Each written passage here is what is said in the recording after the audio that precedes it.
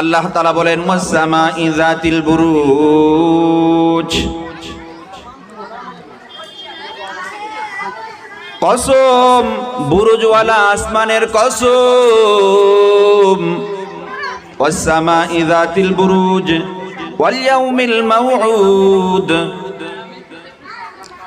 কসম কিয়ামতের দিবসের কসম, প্রতিশ্রুতি দিবসের কসম, তার মানে কিয়ামতের দিবসের কসম, ওয়া শাহিদিন ওয়া মাশহুদ, শাহেদ মানে জুমার দিনের কসম, মাশহুদ মানে আরাফার দিনের কসম, দ্রষ্টা দৃষ্টের কসম। কুতিলা আসহাবুল উখদুদ, কয় ধ্বংস হয়ে গেছে কুতিলা আসহাবুল উখদুদ, কুণ্ডের অধিপতিরা, যারা খন্দক খনন করছে তারাই কুণ্ডের অধিকারী। কুতিলা আসহাবুল উখদুদ, আসহাবে উখদুদ ধ্বংস হয়ে গেছে। আসহাবে উখদুদের কথা আপনারা শুনেছেন নি? আসহাবে উখদুদের ঘটনা আজকে আলোচনা করা হবে এই সূরা বুরুজে। তারা মুসলমানদেরকে কি করেছে আপনারা শুনতে পারবেন। গুরুত্ব সহকারে, খুব মনোযোগ সহকারে আলোচনা শুনতে হবে। আন্নারি যাতিল ওয়াকুদ, আন্নারি যাতিল ওয়াকুদ, ইন্ধন পূর্ণ প্রজ্বলিত আগুন, সেই খন্দকটার ভিতরে। ইযহুম আলাইহা কুউদ, সেই খন্দকের চতুর্পাশে আসহাবে উখদুদের লোক চতুর্দিকে বসে রয়েছে। ইযহুম আলাইহা কুউদ, যখন তারা সেই খন্দকের চতুর্পাশে বসে রয়েছে।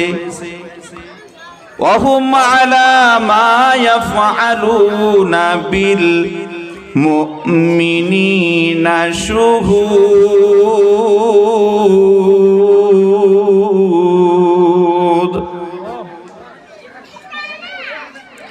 তারা খন্দকের চতুর্পাশে বসে ওই যে মুমিনদের সাথে কি ব্যবহার করা হয়েছে, মুমিনেরা কেমনে শাস্তি ভোগ করে, ওই খন্দকের চতুর্পাশে বসে বসে তারা তামসা দেখছে। ওয়াহুম আলা মা ইয়াফআলুনা বিল মুমিনিনা শুহুদ,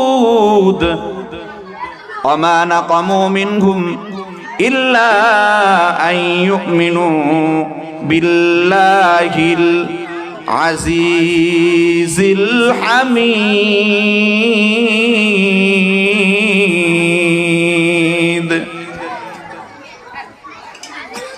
ওয়ামা নাকামু মিনহুম ইল্লা আন ইউমিনু বিল্লাহিল আজিজিল হামিদ, ওই যে মুমিনদেরকে তারা শাস্তি দিয়েছে, আগুনের ভিতরে পুরাইলো, ওই মুমিনদের অপরাধ একটাই ছিল, তারা আল্লাহ তাআলার উপরে ঈমান আনছে।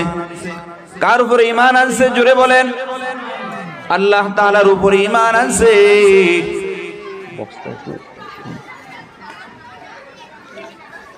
ওই মুমিনেরা আল্লাহ তাআলার উপরে ঈমান আনছে। সে আল্লাহ কেমন? ওয়ামা নাকামু মিনহুম ইল্লা আন ইউমিনু বিল্লাহিল আজিজিল হামিদ,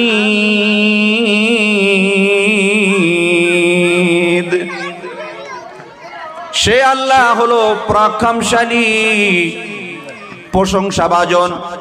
সে আল্লাহ তাআলার উপরে ঈমান আনছে। যে আল্লাহ বিশ্বের প্রতিপালক, সে আল্লাহর উপরে ঈমান আনার কারণে ওই ইহুদি সম্প্রদায় কাফের, তারা মুসলমানদেরকে গর্ত করে সেই গর্তের ভিতরে লাকড়ি দিয়ে আগুন জ্বালায়া ওই মুসলমানদেরকে পুরাইয়া মেরেছে। যারা মানলো তাদের নামই আসহাবে উখদুদ। তাদের নাম কি? আসহাবে উখদুদ। সেই আসহাবে উখদুদের ঘটনা আপনাদের সম্মুখে বলবো, কোরআন সুন্নাহর আলোকে শুনবেন নি আপনারা? وَمَا نَقَمُوا مِنْهُمْ إِلَّا أَنْ يُؤْمِنُوا بِاللَّهِ الْعَزِيزِ الْحَمِيدِ।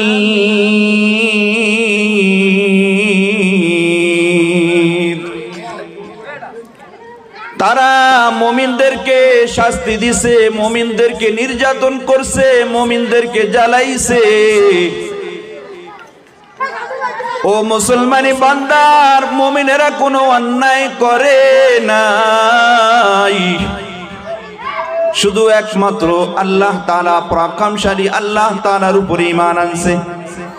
এই ঈমানের কারণেই মুসলমানদেরকে আগুনের ভিতরে পুরাইয়া মেরেছে। আল্লাযী লাহু মুলকুস সামাওয়াতি ওয়াল আরদ,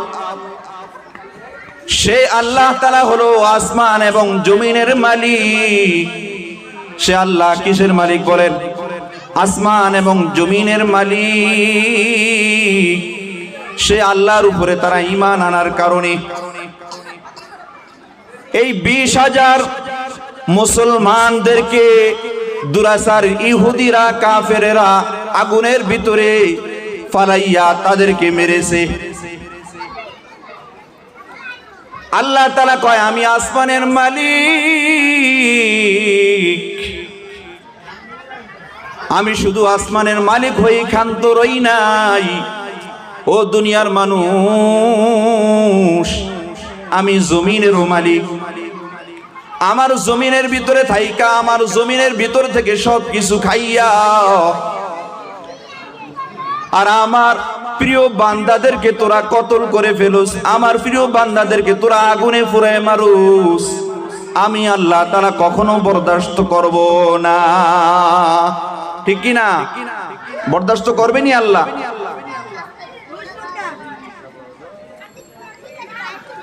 আল্লাযী লাহু মুলকুস সামাওয়াতি ওয়াল আরদ ওয়াল্লাহু আলা কুল্লি শাইইন শাহীদ।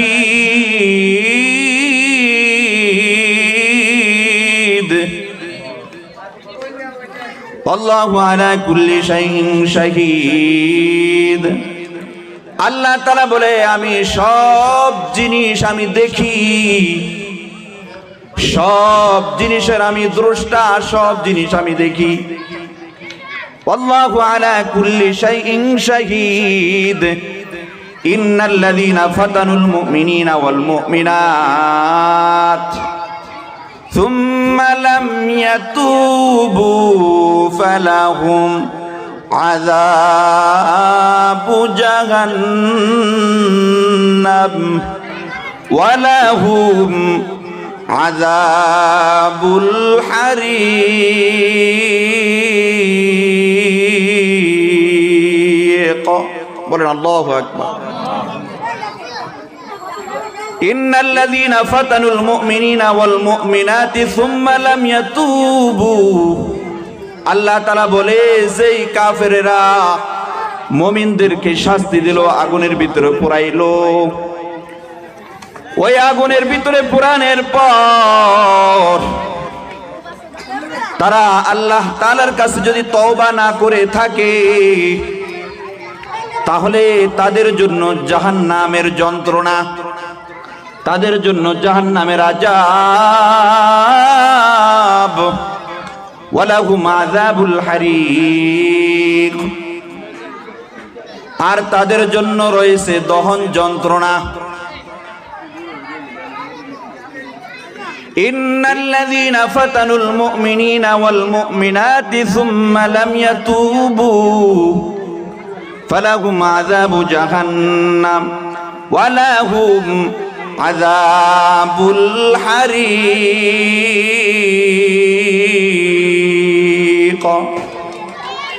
ইন্নাল্লাযীনা আমানু ওয়া আমিলুস সালিহাত, আর যারা ঈমান আনছে এই কষ্ট শাস্তি ভোগ করেছি তাদের জন্য রয়েছে জান্নাত। লাহুম জান্নাতুন তাজরি মিন তাহতিহাল আনহার, কয় যারা ঈমান আনছে সাথে সাথে নেক আমল করে তাদের জন্য এমন জান্নাত যেই জান্নাতের তলদেশে নহর প্রবাহিত। কয় যেই জান্নাতের তলদেশে নহর,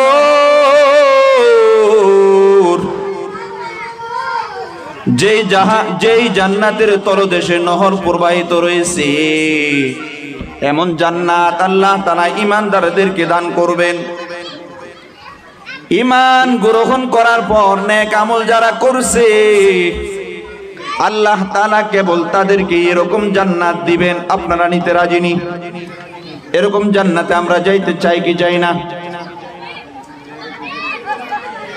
ইন্নাল্লাযীনা আমানু ওয়া আমিলুস সালিহাতি লাহুম জান্নাতুন তাজরি মিন তাহতিহাল আনহার যালিকাল ফাউজুল কাবীর।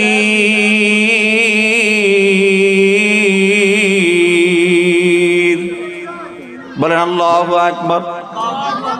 ওই এইটাই হলো মহা সফল কাম। এটা হলো কি? এই জান্নাত পাওয়া এটা মহা কি সফল কাম।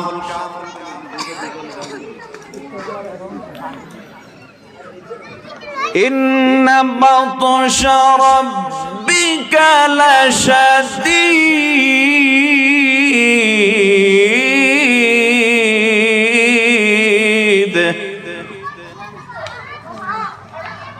নিশ্চয়ই আল্লাহ তাআলার শাস্তি বড়ই কঠিন। নিশ্চয়ই আল্লাহ তাআলার শাস্তি বড়ই কঠিন। ইন্নাহু হুয়া ইউবদিউ ওয়া ইউঈদ, তিনি প্রথমবার মানুষ সৃষ্টি করেছেন, আবার মৃত্যু দিবেন, আবার পুনরায় মানুষ সৃষ্টি করবেন। কে সৃষ্টি করবেন বলেন? তিনার নাম কি? আল্লাহ। ওয়া হুয়াল গফুরুল ওয়াদুদ, তিনি হলেন ক্ষমাশীল, তিনি হলেন কি? এখন আসেন আমরা একটু তাফসীরের দিকে যাই। এই সূরা কখন নাজিল হইল হে মুসলমানি বান্দা?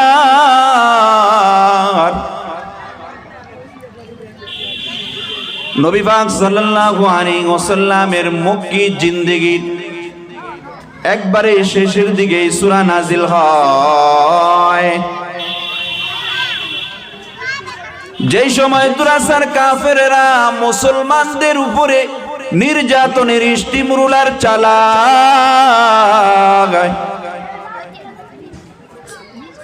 আল্লাহ তাআলা তখন মুসলমানদেরকে উৎসাহিত করার জন্য, মুসলমানদেরকে মন শান্তি রাখার জন্য আল্লাহ তাআলা এই সূরা নাজিল করে দিয়েছেন। আল্লাহ তাআলা এই সূরা নাজিল করে বলে দিয়েছেন, ও মুসলমান, নির্যাতন শুধু তোমাদের নয়, ও আমার বিশ্ব নবী হযরত মুহাম্মদুর রাসূলুল্লাহ সাল্লাল্লাহু আলাইহি ওয়াসাল্লাম, আপনারই শুধু নির্যাতন, আপনার সাহাবীদের নির্যাতন এমন না। কারণ পূর্বের যুগেও এরকম মুসলমানদের উপরে আযাব আসছে, মুসলমানরা কঠিন থেকে কঠিন নির্যাতন ভোগ করছে। এই নির্যাতন ভোগ করার পরেও তাদের ঈমান তারা ছাড়ে নাই। 100টা পরিমাণও ঈমান থেকে পিছপা হয়নি রে মুসলমান। এক চুল পরিমাণও তারা ঈমান থেকে পিছপা হয় নাই। তারা ঈমানের কেমন পরীক্ষা দিছে হে মুসলমান, তোমরা কি জানো? আল্লাহ তাআলা চারটা কসম খাইয়া আসহাবে উখদুদ তাদের পরিণাম তুলে ধরছেন, তাদের ইতিহাস তুলে ধরছেন। আল্লাহ তাআলা তাদের কাহিনী সূরা বুরুজের ভিতরে তুলে ধরছেন। আল্লাহ তাআলা বলেন ওয়াসসামাই যাতিল বুরুজ,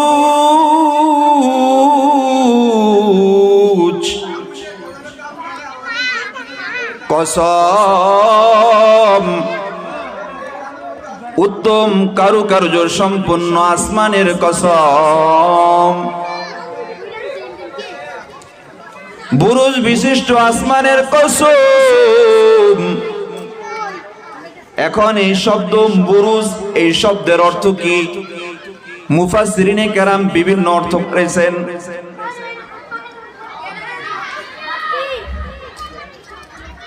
আমর ইবনে মিনহাল রাহমাতুল্লাহি আলাইহি অর্থ করেছেন উত্তম কারুকার্য সম্পূর্ণ আসমানের কসম।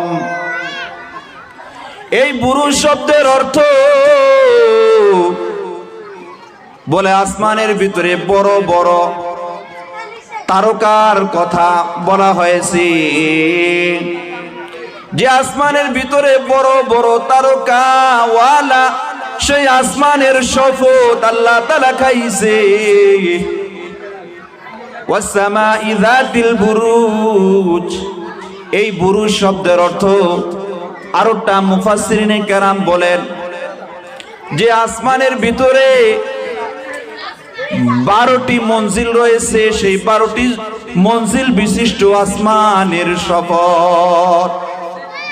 যেই 12টা মঞ্জিল দিয়ে সূর্য 1 মাস করে চলাচল করে,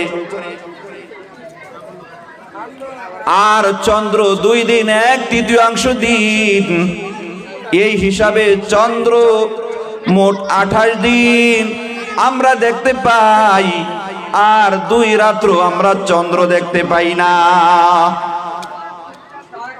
2 রাত্র চন্দ্র আত্মপ্রকাশ করে না। হে মুসলমানি বান্দার, ওয়াসসামাই যাতিল বুরুজ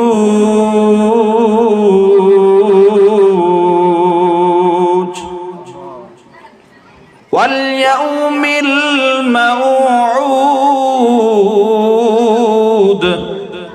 ইয়াউম শব্দের অর্থ হলো দিন, মাউউদ মানে প্রতিশত, তার মানে কিয়ামতের দিন। ওয়াশাহিদিন ওয়া মাশহুদ, শাহেদ মানে দ্রষ্টা, শাহেদ মানে মুফাসসিরিনে কেরাম অর্থ করেছেন জুমার দিন, মাশহুদ মানে আরাফাতের দিন। আবার কেউ এটার উল্টা বিপরীত অর্থ করেছেন, মাশহুদ মানে জুমার দিন, শাহেদ মানে আরাফাতের দিন। এখানে আল্লাহ তাআলা 4টা কসম খাইয়া বলতেছেন কুতিলা আসহাবুল উখদুদ,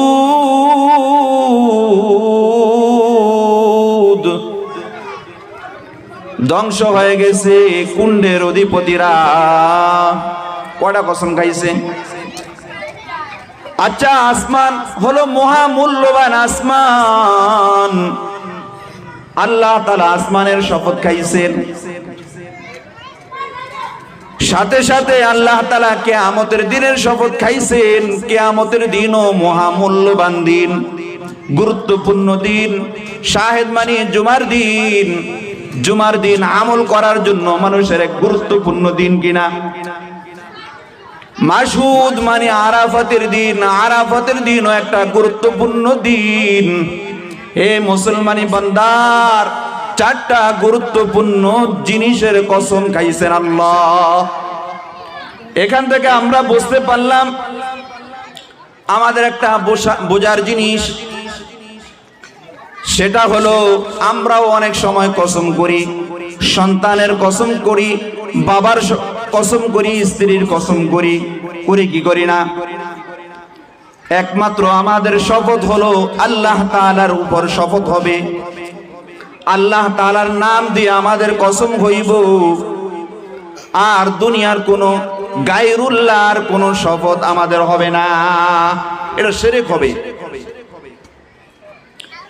মান হালাফা বিগাইরিল্লাহি ফাকাদ আশরাক, হাদিসের ভিতরে নবী পাক সাল্লাল্লাহু আলাইহি ওয়াসাল্লাম বলেন, যে ব্যক্তি আল্লাহ তাআলার নাম বাদ দিয়ে গায়রুল্লাহর নামে শপথ করছে, ফাকাদ আশরাকা, সে শিরক করে ফেলছে। এই জন্য আমরা শপথ করলে আল্লাহর কসম বলবো, আল্লাহর শপথ করব। আমরা দুনিয়ার কোনো মানুষের নামে, দুনিয়ার কোনো জিনিসের নামে আমরা শপথ করব না। ঠিক নেই? বুঝতে পারছেন? আল্লাহ আসমানের কসম খাইছে, এটা আল্লাহর জন্য। আমরা কসম করব আল্লাহর নামে, যে আল্লাহর কসম, শুধু এই কথাটা বলা যাবে। আমরা তো বিভিন্ন জিনিসের শপথ করি কি করি না? বাবার কসম, দাদার কসম করি কি করি না? এগুলা শিরক। একমাত্র কসম করলে আল্লাহর নামে কসম করতে হবে। মান হালাফা বিগাইরিল্লাহ ফাকাদ আশরাক, যে ব্যক্তি গায়রুল্লাহর নামে শপথ করে সে শিরক করে ফেলেছে। স্পষ্ট হাদিস। তাহলে আমরা আজ থেকে কোনোদিন আমরা গায়রুল্লাহর শপথ করব না। করব কি? করব না। আল্লাহর নামে শপথ করব। আর শপথের দরকারও নাই, শপথ করা ভালো জিনিস না। ওয়াসসামা'i যাতিল বুরুজ, তাহলে আপনারা এই পর্যন্ত অর্থ তাফসীর পূর্ণাঙ্গভাবে বুঝতে পেরেছেন। কুতিলা আসহাবুল উখদুদ, আসহাবে উখদুদ কারা একটু জানার দরকার আছে না নাই? হাদিসের ভিতরে রয়েছে, নবী পাক সাল্লাল্লাহু আলাইহি ওয়াসাল্লাম বলেন, সাহাবায়ে কেরামদেরকে ডাক দিয়ে বলেন, তোমাদের আগেরকার যুগে এই ঘটনাটা নবী পাক সাল্লাল্লাহু আলাইহি ওয়াসাল্লাম জন্ম হওয়ার 70 বছর আগে ঘটেছে। কত বছর আগে? 70 বছর আগে নবী পাক সাল্লাল্লাহু আলাইহি ওয়াসাল্লাম দুনিয়াতে আবির্ভাব হওয়ার 70 বছর আগে এই ঘটনাটা ঘটেছে, আসহাবে উখদুদের ঘটনা। ইয়ামানের ভিতরে একজন বাদশাহ, জালিম বাদশাহ, মুশরিক বাদশাহ, তার নাম হলো ইউসুফ জুনাওয়াজ। নাম কি? ইউসুফ জুনাওয়াজ। মনে রাখতে হবে, খেয়াল করতে হবে। এমন তাফসীর হয়তো জীবনেও শোনেন নাই, কারণ বক্তারা এই সমস্ত তাফসীর খুব কমই করে, কিন্তু এগুলা খুব গুরুত্বপূর্ণ। ঠিক কি না বলেন? ও মুসলমানি বান্দার খুব খেয়াল, খুব গভীর মনোযোগ।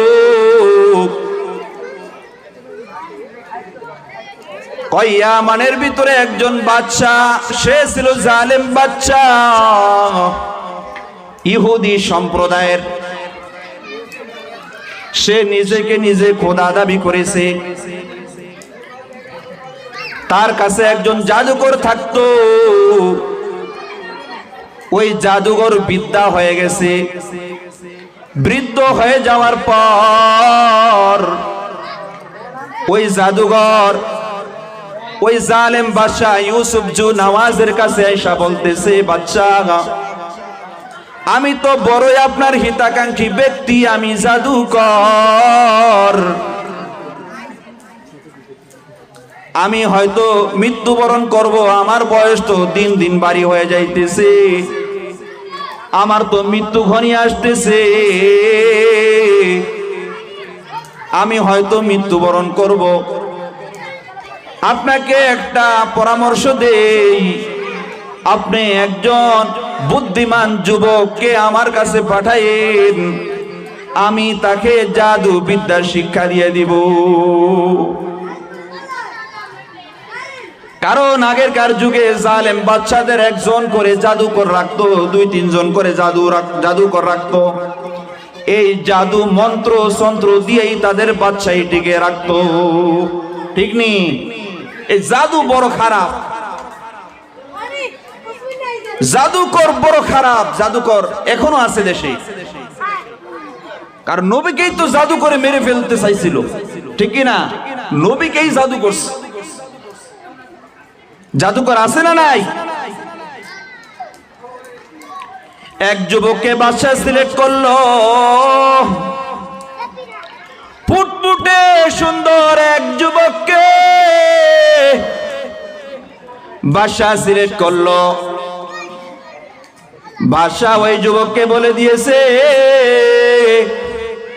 ও যুবক, তুই তো অনেক বুদ্ধিমান, তুই আমার ওই জাদুকরের কাছে যাইবি, তুই প্রত্যেক দিন ঠিক মতন যাইবি, তার কাছ থেকে তুই জাদু শিক্ষা করবি। যুবক বলতেছে ঠিক আছে, কিন্তু সে অনেক বুদ্ধিমান, ওই যুবক অনেক বুদ্ধিমান। সে যখন রাস্তা দিয়ে হাইটা যায়, ওই রাস্তার পাশে একজন সাধক বসবাস করত, তার আস্তানা ছিল। ওই সাধক খ্রিস্টান ধর্মের, ঈসা আলাইহিস সালাতু ওয়াস সালামের ধর্মই তখন সত্য ধর্ম ছিল। কোন ধর্ম? ঈসা আলাইহিস সালাতু ওয়াস সালামের খাঁটি অনুসারী ছিল ওই সাধক।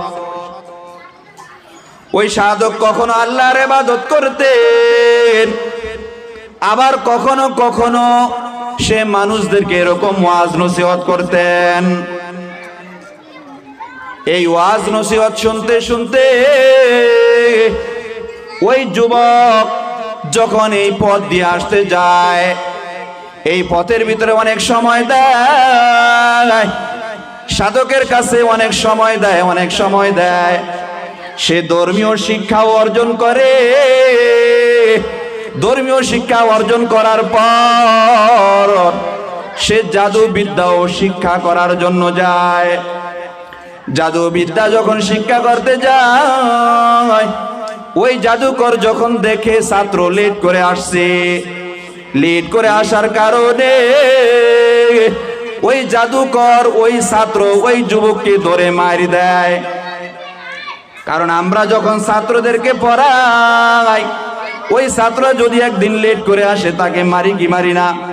ভয় দেখাই কি দেখাই না? যাতে করে আগামী কাল থেকে আর লেট না করে। ঠিক কিনা বলেন? মোহাব্বতের মারি দেই, ঠিক কিনা? ঠিক ওই জাদুকর ছাত্রকে মারলো। ছাত্রকে যখন জিজ্ঞেস করছে, বাবা তোর দেরি হয় কেন? কিছুই বলে না। আবার যখন আসতে যায়, ওই যে প্রতিমধ্যে যে সাধক ঈসা আলাইহিস সালাতু ওয়াস সালামের খাঁটি অনুসারী একজন মুমিন বান্দা, সে যে খুব সাধনা করে আর ওয়াজ নসিহত করে, সে যে ইবাদত করে, এই যুবক খুব গুরুত্ব দিয়ে সেই ইবাদত গুলা দেখে, সেই ওয়াজ নসিহত শুনে। কথা ঠিক কিনা বলেন? ওয়াজ নসিহত শুনে যখন বাড়িতে আসে, ওই যুবকের বাড়িতে আসলে লেট হয়ে যায়। লেট হয়ে যাওয়ার কারণে তার বাবা মা ধরে তাকে মারপিট করে। এরকম করতে করতে কয়েকদিন চলে যায়। কয়েকদিন যখন চলে যায়, সেই যুবক মনে মনে ভাবতেছে, আমি সাধক বেটার সাথে আমি একটু পরামর্শ করে দেখি, ওই আল্লাহর ওলির সাথে আমি একটু পরামর্শ করে দেখি, আল্লাহর ওলি আমাকে কোনো সুন্দর বুদ্ধি দেয় কিনা, কোনো কৌশল শিক্ষা অর্জন করায় কিনা। সাধককে বলতেছে, ও সাধক, আমি তো আপনার দরবারে সময় দেই, আমি তো এখন মুসলমান, আপনি আমার ব্যাপারে খুব ভালো করেই জানেন। আমাকে বাচ্চা দিয়েছে জাদু বিদ্যা শিক্ষা করার জন্য। ও বাচ্চা, ও সাধক, আপনার দরবার থেকে যখন আমি জাদুকরের কাছে যাই, লেট হয়ে যাওয়ার কারণে আমাকে মারপিট করে। আবার যখন বাড়িতে যাই, তখনও লেট হয়ে যায়, আমাকে বাড়িতে মা বাবা মারপিট করে। আমি এখন কি করতে পারি? তখন সাধক ব্যক্তি বলে দেয়, ও যুবক শোনো, তুমি যখন জাদুকরের কাছে যাইবা, জাদুকর যখন তোমাকে জিজ্ঞেস করবে লেট হয়েছে কেন, তুমি বলবা আমার আব্বা আম্মা আমাকে লেট করে পাঠাইছে, বাড়িতে খুব গুরুত্বপূর্ণ কাজ ছিল। আর যখন বাড়িতে লেট করে যাইবা, আমার এখানে সময় দেওয়ার কারণে। তখন বাবা মা যখন জিজ্ঞেস করবে, ও বাবা লেট হইল কেন, যখন তোমাকে মায়ের দিতে চায়, তখন তুমি বলবা জাদুকর লেট করে ছুটি দিয়েছি।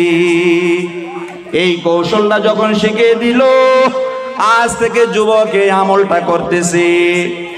একদিন ওই পথ দিয়ে যখন আসতে চায়, তখন পথির মধ্যে একটা হিংস্র জানোয়ার, আমি এক তাফসীরের ভিতরে দেখেছি সেটা ছিল সিংহ।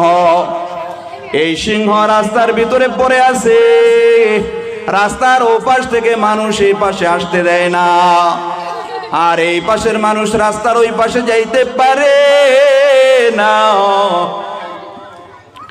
মানুষ খুব বিপদে পড়ে গেছে, এখন যুবকেও তো যাইতে পারে না। যুবক এখন মনে মনে ভাবতেছে, আমি এখন একটু পরীক্ষা করব, এই তো আমার সুবর্ণ সুযোগ, আমি আজ পরীক্ষা করব। আমি যে সাধকের ধর্ম অবলম্বন করলাম, আমি যে সাধকের ধর্ম গ্রহণ করলাম, সেই সাধকের ধর্ম সত্য না ওই জাদুকরের ধর্ম সত্য, আমি একটু আজ প্রমাণ করব। সাথে সাথে একটা পাথরের কঙ্কর হাতে লইয়া এই কথা বলে যে আল্লাহ, আপনার কাছে যদি জাদুকরের থেকে ওই সাধক ব্যক্তির ধর্ম যদি উত্তম হয়, তাহলে আমি যখন এই পাথরটি মারব, এই পাথরের আঘাতে যেন হিংস্র প্রাণী মৃত্যুবরণ করে। ঠিক যখন এই নিয়ত করে মারল, আল্লাহ তাআলার কাছে যখন এই দোয়া করে মারল, সাথে সাথে ওই হিংস্র সিংহ প্রাণীটি মৃত্যুবরণ করছে। এখন চতুর্পাশে মানুষ আর মানুষ, তারা তো দেখলো এই যুবক কেমন যুবক, এই যুবক কোনো সাধারণ যুবক না, এই যুবক কারামতি জানে, ঠিক কিনা? এখন মানুষ তার কাছে বিভিন্ন রোগ শোক এগুলা সারানোর জন্য এই যুবকের কাছে আসে। আর সে তো ঈসা আলাইহিস সালামের ধর্ম গ্রহণ করছে, খ্রিস্টান ধর্ম। ওই সময় এই ধর্মই ছিল সত্য ধর্ম, ঠিক কিনা বলেন? যারা ঈসা আলাইহিস সালামের ধর্ম গ্রহণ করত, তাদেরকে আল্লাহ তাআলা এই কারামতি দিয়া দিতেন, কুষ্ঠ রোগীদেরকে ভালো করতে পারত, জন্ম অন্ধ যারা তাদের রোগ ভালো করতে পারত, তাদেরকে চক্ষুষ্মান করতে পারত, অন্যান্য যত রোগ আছে সমস্ত রোগের চিকিৎসা দিতে পারত। এখন মানুষ দলে দলে এক এক করে সবাই আসতেছে। কুষ্ঠ রোগ থাকলে কুষ্ঠ রোগীরা আসে, সে আল্লাহর কাছে দোয়া করে জারিয়া ফুকিয়ে দেয়, ভালো হয়ে যায়। জন্ম অন্ধ মানুষগুলা এরকম আসতেছে। এক পর্যায়ে এই সংবাদ ওই জালেম বাদশা ইউসুফ নামাজের একজন মন্ত্রী বা এমপি, সে ছিল অন্ধ, অনেক বয়স হয়ে যাওয়ার কারণে তার চক্ষু একেবারে অন্ধ হয়ে গেছে, কিছুই দেখে না। সে যখন শুনতে পাইল, অনেক উপঢৌকন হাদিয়া নিয়া এই যুবকের কাছে আসলো। আয়সা বলতেছে, বাবা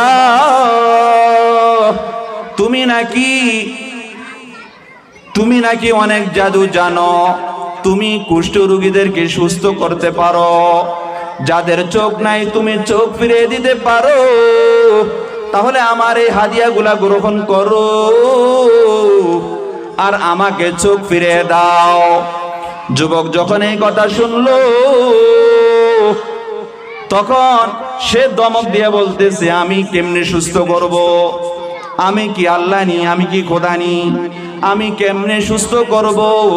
সুস্থ করণ মালিক হলেন আল্লাহ। আমি সেই আল্লাহর উপরে ঈমান আনছি, আমার একজন মালিক আছে, সেই মালিক আমাকে সৃষ্টি করছে, সেই মালিক তোমাকে সুস্থ করতে পারবো, তবে শর্ত হলো তুমি ঈমান গ্রহণ করতে হবে। যদি তুমি ঈমান গ্রহণ করতে পারো তাহলে ঈমান গ্রহণ করার কারণে আমি আল্লাহ তাআলার দরবারে দোয়া করব, আল্লাহ তাআলা খুশি হইয়া তোমার চক্ষু ফিরিয়ে দিব। ওই লোকটার সাথে সাথে রাজি হয়ে গেছে। বাদশাহ ইউসুফ জুনাওয়াজ জালেম বাদশার একজন এমপি রাজি হয়ে গেল। রাজি হয়ে যাওয়ার পর সে মুসলমান যখন হইল, মুসলমান হয়ে যাওয়ার পর ওই যুবক তার চোখের ভিতরে হাত বুলিয়ে দিল, আল্লাহর কাছে দোয়া করলো, আল্লাহ চক্ষু ফিরিয়ে দিয়েছে। চক্ষু যখন ফিরিয়ে দিয়েছে, এবার এই মন্ত্রী বাদশার দরবারে চলে গেছে। রাজ দরবারে যাইয়া আগের মতন পূর্বের মতন এরকম জায়গাতে বসে গেছে, তার নিজ স্থানে আসন গ্রহণ করেছে। বাদশাহ ইউসুফ জুনাওয়াজ এই বৃদ্ধ অন্ধ লোকটাকে দেখলেন। একটু আগেও সে অন্ধ, এখন হঠাৎ করে চক্ষু তার কোণ থেকে আসলো। দেখে সে আশ্চর্য বোধ করছে, অবাক হয়ে গেছে। সে বলতেছে, ও আমার এমপি বা মন্ত্রী, তোমাকে চোখ কে দিল? সে বলতেছে, আমাকে চক্ষু আমার প্রভু দিয়েছে। কে দিছে বলেন? আমার প্রভু দিছে। ইউসুফ জুনাওয়াজ তো খুশি হয়ে গেছে যে আমি তো প্রভু, তাহলে আমি কি তোমাকে চক্ষু দিছিনি? কথা কি বুঝতে পারছেন? সে তো নিজেকে নিজে খোদা মনে করত। সে ছিল জালেম বাদশা, ফেরাউনের মতন সে নিজেকে নিজে খোদা দাবি করত, নমরুদের মতন সে নিজেকে নিজে খোদা দাবি করত। এই জন্য বলে, আমি তো প্রভু, তুমি কেমনে আমাকে চক্ষু দিবা? আমার প্রভু, যে প্রভু তোমাকে সৃষ্টি করেছে সেই প্রভু আমাকে সৃষ্টি করেছে, আমি সেই প্রভুর উপরে ঈমান আনছি, সেই প্রভু আমাকে চক্ষু ফিরিয়ে দিছে। বলেন সুবহানাল্লাহি ওয়া বিহামদিহি। যখন এই কথা বলল, বাদশা ইউসুফ জুনাওয়াজের মাথা গরম হয়ে গেল, শরীরের রক্ত মাথায় উঠে গেল। কি বলল? এখন তাকে বিভিন্ন ভাবে তাকে মারপিট, শাস্তি দিতেছে, রিমান্ড দিতেছে। তাড়াতাড়ি করে বল, ও মন্ত্রী, তাড়াতাড়ি বল, তোকে কে মুসলমান বানাইলো? তোর চক্ষু ঠিক করে দিছে কে? তাড়াতাড়ি তুই বল, না হলে তোর শেষ হয়ে যাবে।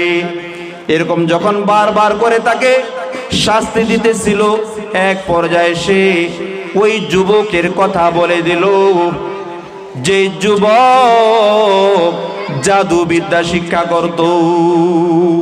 ঠিক কিনা বলেন? এখন যখন যুবকের কথা বলে দিছে, এখন ইউসুফ জুনাওয়াজ জালিম বাদশাহ ওই যুবককে ডাক দিল, হেরে যুবক, তুই তো ভালোই কারামতি শিখলি, তুই তো ভালোই জাদু কর, তোকে তো আমি পাঠাইছিলাম জাদু বিদ্যা অর্জন করার জন্য, তুই তো অনেক সুন্দর জাদু বিদ্যা অর্জন করছো, তুই নাকি এখন মানুষকে চক্ষু ফিরে দিতে পারো। যুবক বলতেছে, বাচ্চা এসব কি বলেন? আমি কেমনে মানুষের চক্ষু ফিরিয়ে দেব? আমার প্রভু মানুষকে চক্ষু ফিরিয়ে দিতে পারে, প্রভুর সেই ক্ষমতা রয়েছে, আমার কি কোনো ক্ষমতা আসেনি? আমি কি প্রভু নাকি? কি বলতেছেন? কয়, তাহলে আমি তো প্রভু, তাহলে আমি কি চক্ষু দিয়েছি? কয়, না না না, তুমি দিবা কেমনে? তোমাকে যেই প্রভু সৃষ্টি করেছে সেই প্রভু আমাকে সৃষ্টি করছে, সেই প্রভুই এই লোকটাকে চক্ষু দিয়েছে। ওই যুবককে বারবার করে এরকম রিমান্ড দেয়, শাস্তি দেয়। শাস্তিতে অতিষ্ঠ হয়ে যুবককে বারবার করে ধর্ম ছাড়ার জন্য বলে, খ্রিস্টান ধর্ম ছেড়ে ইহুদি ধর্ম গ্রহণ করার জন্য বলে, কাফের হয়ে যাওয়ার জন্য তাকে জবরদস্তি করে চাপ দেয়। না, যুবক কাফের হবে না। আল্লাহর উপরে তো ঈমান আনছি, সে মুসলমান হিসেবেই থাকতে চায়। শাস্তি দিতে দিতে তার থেকে নাম জিজ্ঞেস করে, তোকে ইমানদার বানাইলো কে? তোকে কালেমা পড়াইলো? ঈসা নবীর কালেমা তোকে কে পড়াইলো? সে এক পর্যায়ে তখন বলে দিল, ওই সাধকে তাকে কালেমা পড়াইছে। ডাক দে, সাধকের ডাক দে। ইউসুফ নওয়াজ জালিম বাচ্চা, কাফের বাচ্চা, ওই মুসলমান সাধক ঈসা আলাইহিস সালাতু ওয়াস সালামের সত্য অনুসারী আল্লাহর ওলিকে ডাক দিল। আল্লাহর ওলিকে ডাক দিয়ে বলে,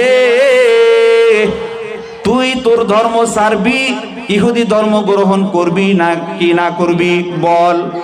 যদি তুই ধর্ম না ছাড়ো তাহলে এই করাত দেখো, এই করাত দিয়ে তোমাকে দুই খণ্ড করে ফেলবো। বলেন না নাউযুবিল্লাহি মিন যালিক। একজন ইমানদার আল্লাহর উপরে ঈমান আনছে, সেই সময় নবী ছিলেন ঈসা আলাইহিস সালাতু ওয়াস সালামের ধর্ম সত্য ধর্ম। সেই সত্য ধর্মের উপরে সে টিকে রয়েছে একজন সাধক আল্লাহর ওলি। তাকে করাত দিয়ে দুই খণ্ড করলো। করাত দিয়ে এই মাথার উপরে করাতটি ধরে পুরা দুই খণ্ড করে ফেলছে। এখন তার নিজ রাজকীয় দরবারে যে মন্ত্রী থাকতো, যে মুসলমান হয়ে গেছে, তাকেও বলতেছে তুই ধর্ম ছাড়বি, না হলে এই লোককে যেইভাবে দুই ফাট করে ফেলেছি তার মাথাকে, তোর কল্লাকেও আমি দুই ফাট করে ফেলবো।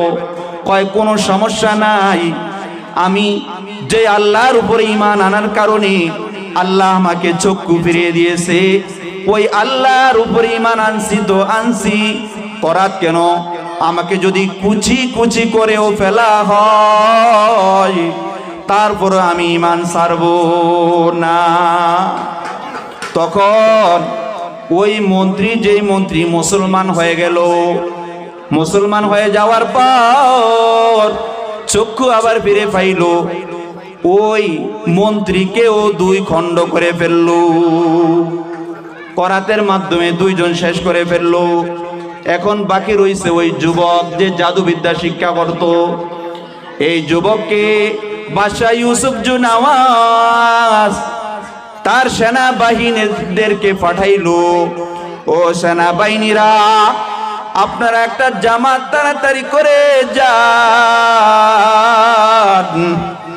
এই যুবককে পাহাড়ের উপরে নিয়ে যান, উঁচু পাহাড়ের থেকে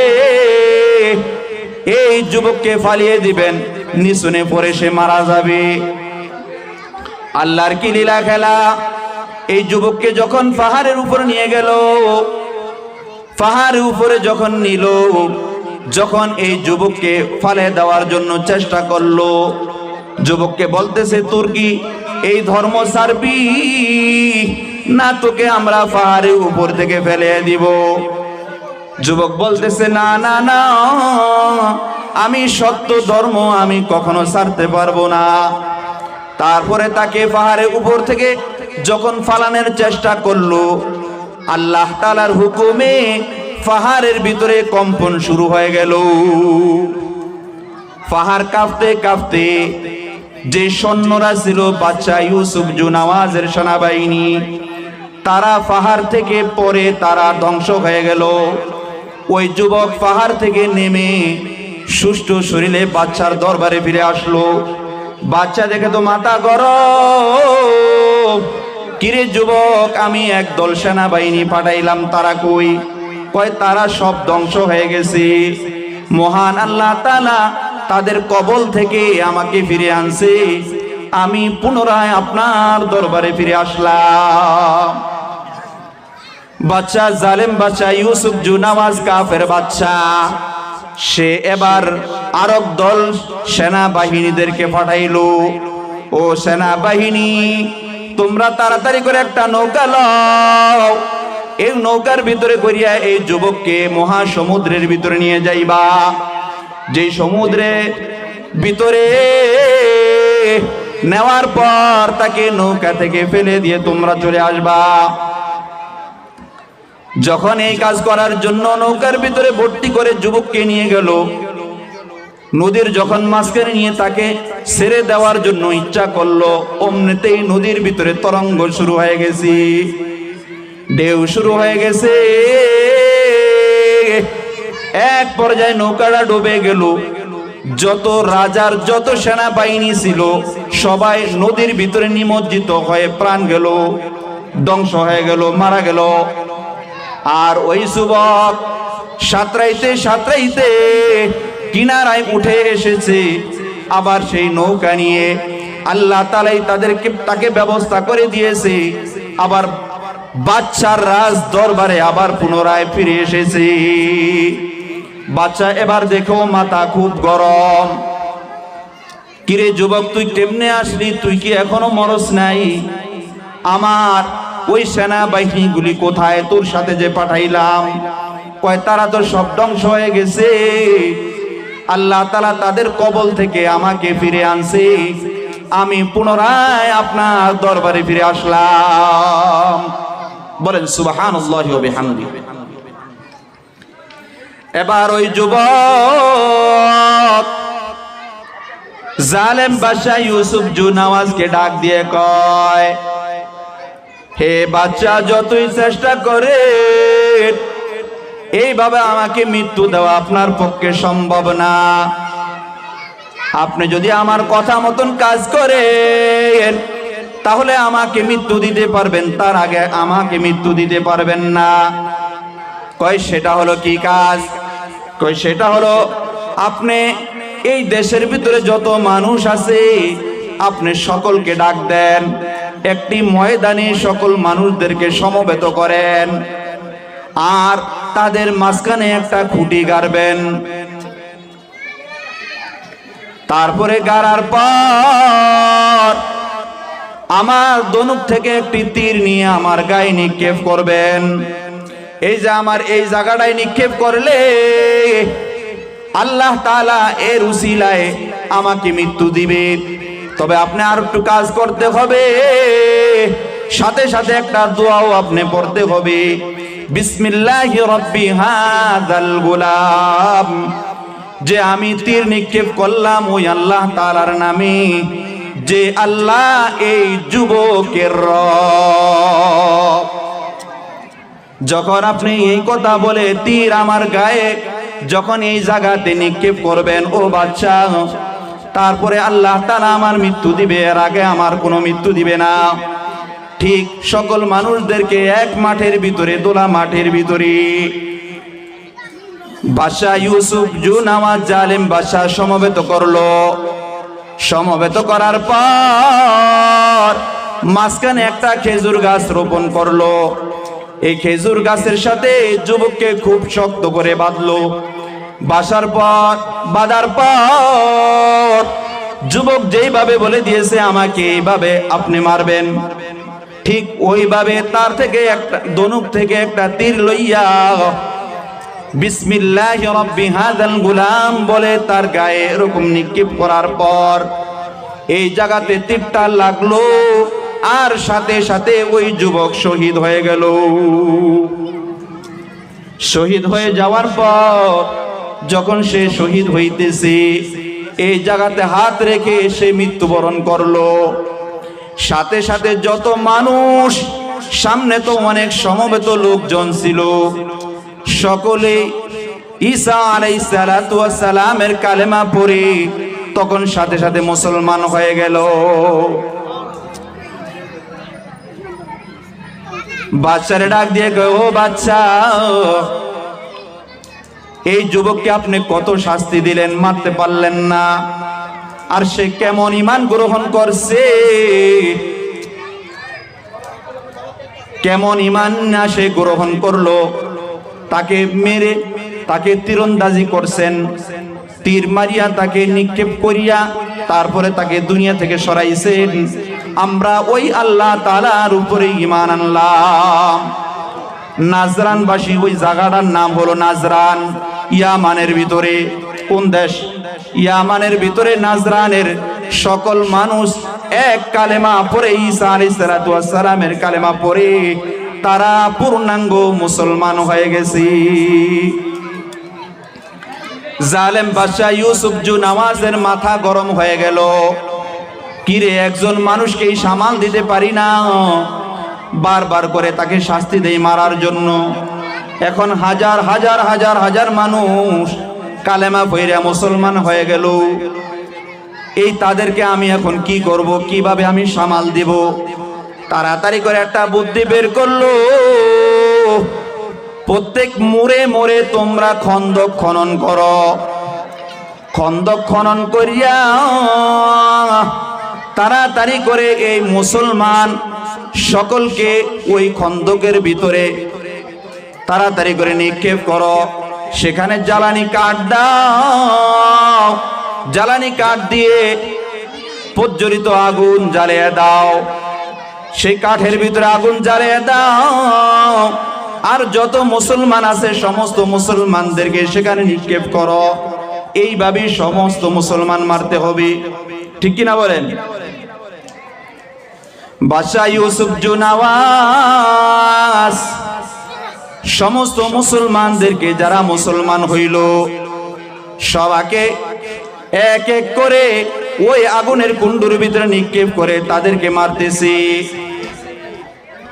লাস্টে এক পর্যায়ে একজন মহিলা, তার কোলে একজন দুধের শিশু, সে বড় ইতস্তত বোধ করতেছে, আমি কালেমা পড়ছি, আমি তো মুসলমান, আমি আগুনের ভিতরে ঝাঁপ দেব, তাতে কোনো সমস্যা নাই। কিন্তু আমার কলিজার টুকরা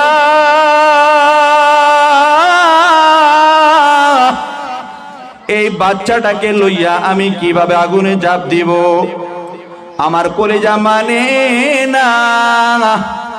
একবার করে মহিলা এক পা সামনের দিকে আগায়, আবার এক পা পিছনের দিকে ব্যাকগ্রাউন্ড করে, এক পা সামনের দিকে আগায়, আবার এক পা পিছনের দিকে পিছ নামে।